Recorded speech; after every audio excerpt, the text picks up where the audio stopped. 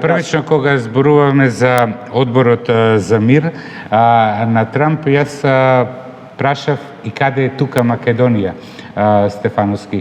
Според вас, каква е позицијата и политиката на Македонија како рамноправна земја членка на НАТО во овој одбор за мир, бидејќи де факто нема добиено покана за сметка на другиве земји што имаат и прифатено? Добро, воведот беше многу добар на Златко, но многу е важно да се знае, одборот за мир нема јасна екзекутива и регулатива како секоја позната меѓународна организација, или тоа Европската унија, НАТО и така натаму. Затоа во таа нејаснотија информациите се оскудни околу повелбите. Но еден е факт, таа големата слика е дека денеска и канцеларот Мерц напомена дека глобалниот поредок меѓународен се распаѓа во застрашувачка брзина.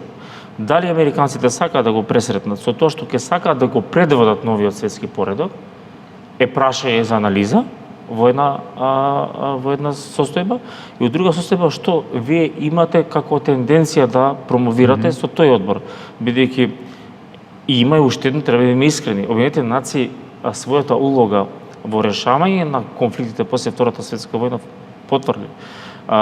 Денеска ова што се случува можеби е застрашувачки, но тоа се случувало. И е динамичен процес. Глобалниот светски поредок во таква брзина секогаш се распаѓа и расте некој друг светски поредок, земајќи и предвид поместувањето на рамнотежите во смисла на политика, економија и на војна сила. Оттаму многу треба да бидеме предпазливи, затоа што ние сме земја членка на НАТО. Во тој одбор за мир доминантно се земјите членки на Блискиот Исток и во Азија, а ние припаѓаме географски на Европа. Нашите аспирации се за полноправно членство во Европската унија и треба да бидеме усогласени со надворешната политика на Европската унија.